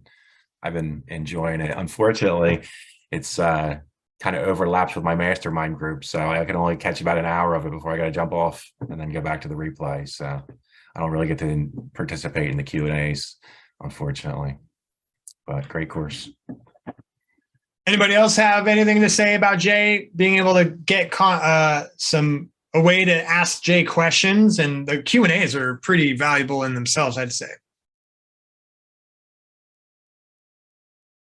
Yeah, I found it very beneficial, especially not having had that classical philosophy training, not knowing much about it, just thinking that it's for a whole bunch of old farts that have nothing better to do with their time.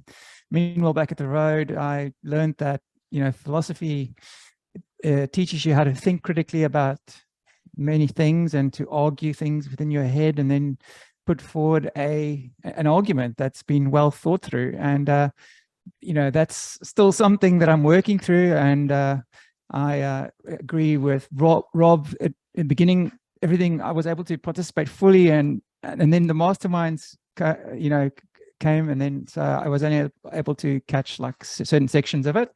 So I still need to work through the whole thing, but I've probably done 80% of it. So I found it extremely valuable and very happy to learn about someone like Jay and how talented and how skilled he is, and not just in philosophy and giving courses, but he's really been there, done that regarding debating and presenting different arguments and different perspectives. And like all people we meet in life, they're going to present certain ideas and things, and you can decide for yourself, like what's the best parts of that. So, but I found it tremendously beneficial overall to participate in that.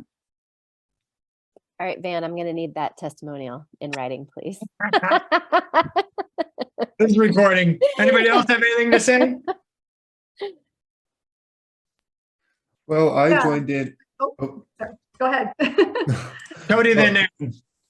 Well, I joined in for one of the weeks, I think like week 7-ish or so. It was the week where he was talking about the artwork and all the geometry that's embedded inside of, old paintings. And it was just, mind equals blown moment that, we used to, live in a world where, mathematics and art were blended together in this one thing. And it's, and I kind of like almost see it as like a puzzle where it's, putting as many of these geometrically pleasing symmetrical ideas as you can into an image that is like accurate to the world in a symbolic way. Like I'm having a hard time expressing that, but it was just cool, and it was, kind of a mind blowing moment to see, oh my gosh, these ideas used to be integrated and now they're separate. Why aren't these together anymore? Cool. Thanks, Cody. Aaron? Yeah. Hi. No, I just want to say I'm enjoying his course. Excuse me, I'm losing my voice. I still have a couple weeks to go, but yeah, I wish I could participate in the Q&As, but it goes so late and I get up at 5 o'clock in the morning Eastern time. So yeah, so that's like the only downside, unfortunately. But he's fantastic, and his Jordan Peterson impersonation, I love him. I love watching him, and he's fun. I learned so much from him. I still have more to go. It was a great course. I'm glad that he was part of this and we had access to that. That was very cool. But that's it. Fantastic. Thanks, Aaron. All right, I'm going to keep this train moving because we're approaching the 2-hour mark. Next up, this just happened this last week, but we have dopamine detox for parents with Jay Noon. This has been a long development. Richard talked to Jay at PorkFest last spring, and Jay started telling him about this topic, and Richard's like, you need to make this into a course, bro. And we finally had a call and talked to him about this. Jay is very tech illiterate, and for good reasons. He's a farmer. He's a butcher. He keeps he keeps offline as much as possible, and he's raising a family with those habits. And so he's qualified to teach this topic. And I'm just going to randomly pick a spot just so you can hear about him describing, you know, how detrimental it is for kids to be plugged into technology as much as they are right now versus, you know, this natural lifestyle that he has cultivated. Opportunity to praise kids for work they do, sets a good example, fosters independence, builds a good work ethic, and creates a strong bond with parents. Here's some pictures of my kids doing some of their work. Cypress is up top there in the middle. She's spreading bedding out, straw in a chicken coop. And then down there on the bottom, we're cleaning out the chicken coop together. I got Cash in the front carrier. And then up there on the left, she's, you know, showing me the chicken wings. To clip that picture, I have a video. There's very little reason not to have a garden and a half a dozen chicken.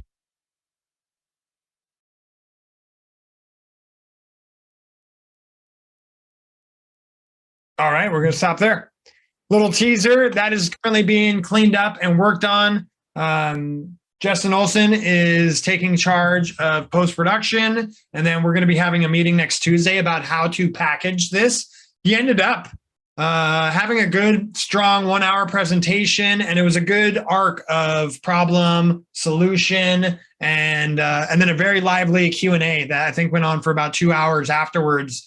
And so we're going to talk on Tuesday how to package this up. I think it's sellable as it is. He has additional courses to make that are going to complement that. But I'm looking forward to helping him get this out on the market. You know, this farmer that had knowledge, but is extremely valuable, that we were able to support him, Autonomy Limited and Autonomy students stepping up to be able to get this very technical, like a digital technical project done for a farmer. Last up for this season's courses, we have Authenticity Quest that just got done right before Do It Live today. But Carly had this course in her, and with a little bit of encouragement and holding feet to fire, we picked a day and she started today. And I got to catch the tail end of it. And I think it was extremely valuable information. And she did a very elegant job at presenting. And let's just take a moment to check this out. I'm humbled that you've showed up.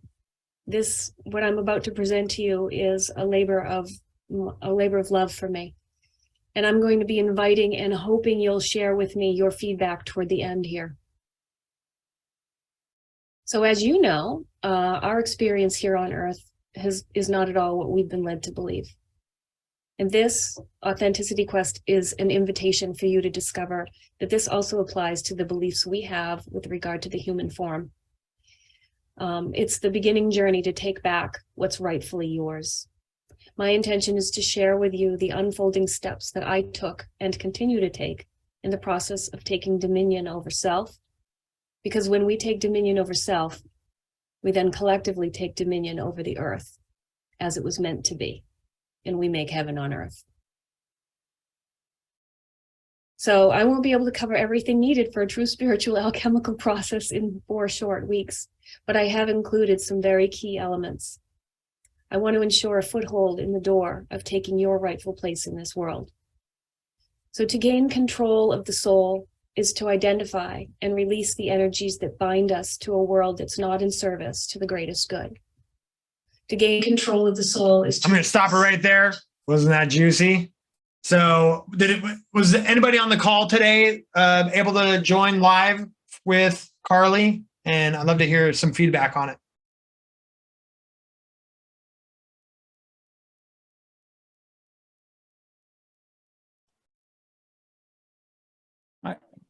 I missed it, unfortunately, but I've reached out to Carly to share the recording with me, but I'll definitely catch the next ones for sure. And yeah, Carly's a fascinating person to kind of, and how nice are those transitions, and well done for getting it into your presentation just before the meeting, you know, Joshua. Michael, did you have something to say? Yes. Yes, it was absolutely excellent. And I'm so happy and proud and excited for Carly because she's got some gold, and it was incredibly clear to see just how amazing it is. And honestly, she's just one example of many. And I think every one of us has this potential, and she's kind of leading us down that path and just showing us the way. One more time, and however many times it takes. It's just great, and I'm so thrilled. We got Carly here with us. Carly, so we would love to hear your experience. You were the one that took the risk of putting this information together and presenting it in front of others. And, there's many ways you could have failed. You could have not shown up. You could have, stopped talking to me because I got you into a commitment, but you didn't. How was that experience for you? You got me in a commitment. I did push it a little bit. I moved it on the calendar because I got a little too overwhelmed, and I cut it down to 4. And through your guidance, we'll chunk it up and move forward from there. That made it really manageable. I took the foot off the gas, and it was much more. It was much easier to put it together. However, I have a need to make sure that everything is just right. And I know you want to see me make mistakes, but in the way I work is I can't make mistakes because I can't give false information with the information that I'm giving. So I have to be really cautious. So I wanted to just really make sure I did it right. So it was, it took up pretty much every waking moment of the last, 30 days for me. I've missed some stuff on autonomy, but I'd do it again in a heartbeat, and I will do it again. Well, I'm really excited to see this finished product. It's so professional and well put together. Your camera, lighting, and sound were amazing, by the way. And this is a great opportunity to practice in autonomy, because this could have gone horribly wrong, and you could have ended up with just good feedback on how to make it stronger. But I'm pretty sure this is going to be a final product with one fail swing. So this is the great opportunity to have a beta audience and test things out before taking it to a public market to get that feedback. So hopefully that gives you a little bit of comfort, but I know you hold a very high bar for yourself, and it really shows with the quality that you deliver. Well, thank you. And what made it was the group. Like I know I'm in the company of friends who also have high standards. So it took me a few minutes to calm down and get into my stride, I think, as Kara gave me a little feedback, which was really helpful. And that's the other thing, I get honest feedback on how to improve on the next one. So, I had the comfort of friends, but also friends who hold high standards as high as mine. So yeah, I'm digging it. Way to go. We're going to get this polished up for you, and you're going to see this product come together. And yeah, before you know it, you're going to be on, your next iterations of this, and you're going to look back and be like, oh man, I was nervous back then, but not anymore. Just one day after graduation, and she's living up, to everything taught in autonomy. And yeah, I'm just so proud of Carly, and it's such a wonderful example for the rest of us. So it's very inspiring, Carly, and you're gonna get a lot of people moving. Thanks, Van. And I count your support as being a big boost in that whole thing. Those of you who don't know, Van and I meet regularly, and we chit chat and we support one another and we problem solve. So I think of you as a big help on this. So thanks, Van. And one huge benefit of joining Autonomy and working with us, either through Autonomy Unlimited or becoming a student, is we love helping make courses. It's kind of our thing, especially for liberty-minded, holistic, actually good for you information. And we have created the Autonomy Agora Marketplace because with all these courses being made, we wanted to have a location for people to come and, students to be able to put their courses up, and then for audiences to be able to find them. So there's a ton of cross promotion now being made, and we're now getting some big names that are able to be showcased now as featured courses that draw their audiences, and autonomy students can have their courses get cross promotion, free traffic, right? Without them needing to build all these funnels. But we help them produce their course. We get to add their course to our catalog of other courses. And that's a fantastic way of supporting our students, being able to create, you know, a budget-friendly shortcut to getting things produced and start generating revenue by, you know, we offer our students, you know, you can come and put your course on our Agora marketplace and be ready to go to start making money. And so because of that, this catalog is growing and growing and growing. With all the courses you just saw, they're going to soon be added to this huge list of ongoing courses. Some honorable mentions I wanted to show off.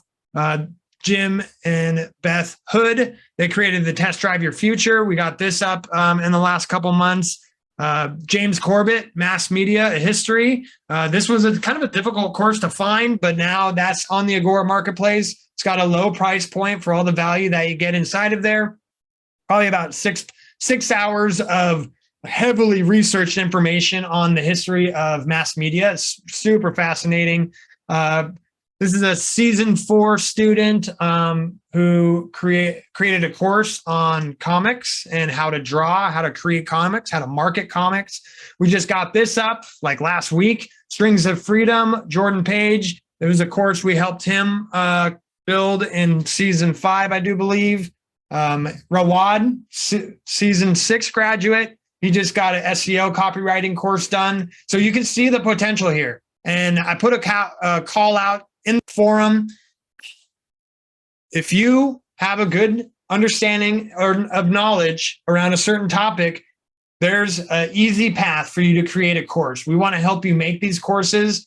We have a good framework, kind of a conveyor belt of how to give you a structure, add that knowledge to that structure. You get the support of the community. You get the infrastructure support of production, of being able to just like Carly did. She put it on her calendar. She showed up. She presented. She got feedback. Maybe it doesn't go so well that first time, but you get that feedback in order to strengthen it in preparation for the marketplace. So there's a new post in the forum of, you know, tell us your course idea. We want to help you make it. So leave those comments in the down below in that, and I'm going to be reaching out to, you know, ask what kind of support you're looking for from the not tech savvy farmer, or like Jay Dyer. He knew everything, his material inside and out. He did his slides. He just needed us to create that audience and do the post-production work. So we have a wide variety of support here to offer that for you.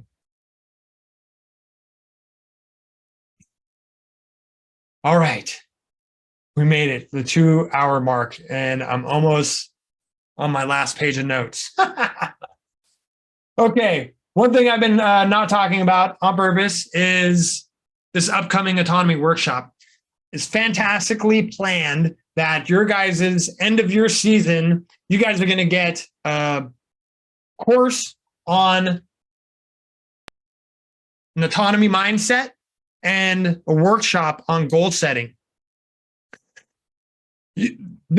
Once this is done and we turn this into a product, this product's going to be one of the first courses made available to people learning about autonomy and on their path to joining the community. So you guys get to experience it first. But you can imagine, you know, coming across a smaller slice of information that was being taught in autonomy, but beforehand to help people gain some momentum, help schedule their success with putting their goals on the calendar, just like I talked about with Carly, to help get some momentum so that you can catch up to the moving train of autonomy and grab a hold and hop on, right? Because this train's a moving, there's a party going on, and we're all heading off to the destination of freedom. Hear all these metaphors. This is what you get for hanging out with Richard Grove.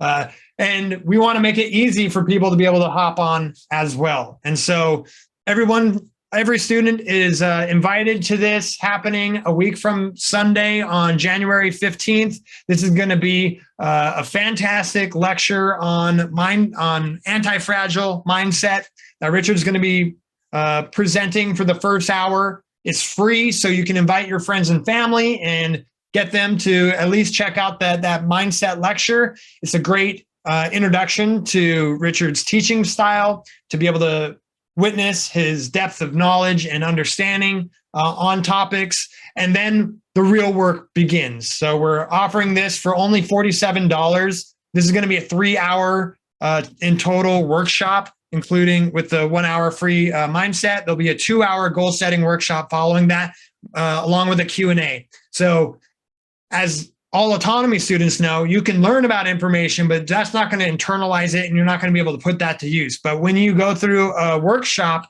we're going to be sitting down, we're going to be doing breakout rooms, what Nick has learned to do this last season. You're going to be able to actually write out your goals with our framework during the workshop. And so no more coming up with excuses, saying you'll do it next week or tomorrow.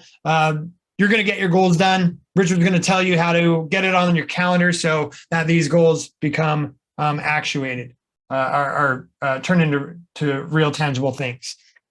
Once you sign up for the workshop, you get the free course in there. There's a fantastic autonomy year-end review that I recommend everybody get done before the workshop. This is going to help you reflect on the past year, and then also prepare you for, what goals do you actually want to do? That's a big question. It's a little daunting to think about at first. So we're excited to do this. And I just triggered a student's complexity just this last week, because she said, "Hey, Josh, let me know how I can help you." This is what happened. Is there something you really want to do in 2023, but you're not quite sure how to make it happen? Join us for the Autonomy Mindset and Goal Setting Workshop. This is the perfect event for you if you want to take control of your life and achieve your goals. You'll be guided through the process of goal setting and learn how to create achievable goals and develop a positive mindset. Our experienced team of autonomy students will be on hand to help you identify your strengths and weaknesses and equip you with the skills and tools you need to live big in 2023.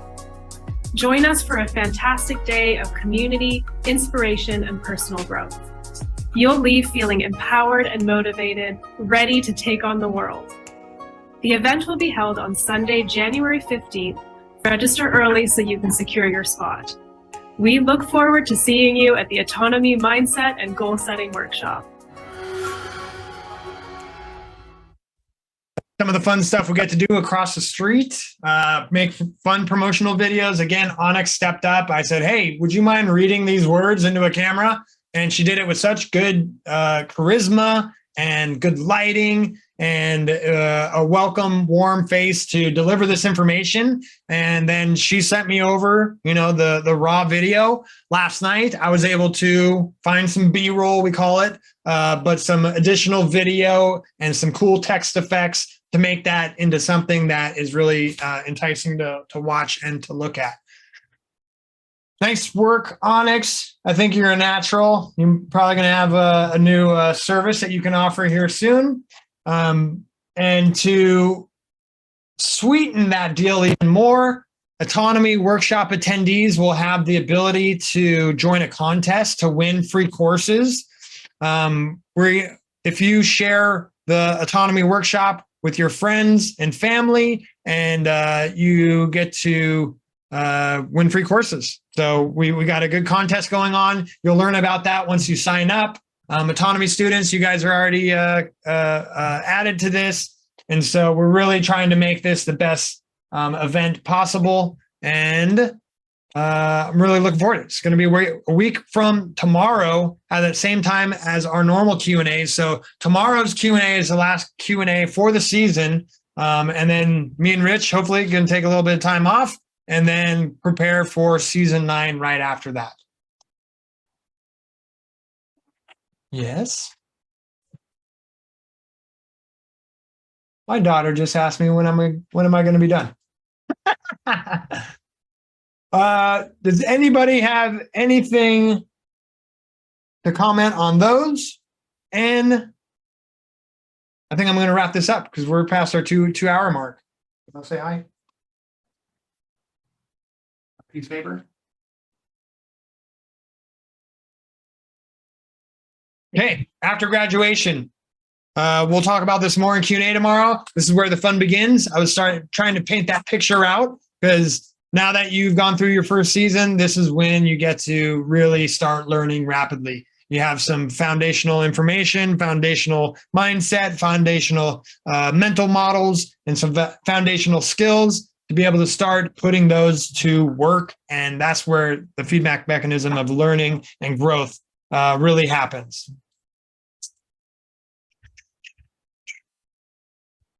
My daughter's here, and so I'm going to wrap this puppy up. Thank you all for joining me today. It was a very exciting and fun Do It Live. This is Do It Live in real life, and I appreciate all of you and all. It's been inspiring to see all the growth you've done through this season. I'm excited to see what happens in between seasons. I need a couple moments.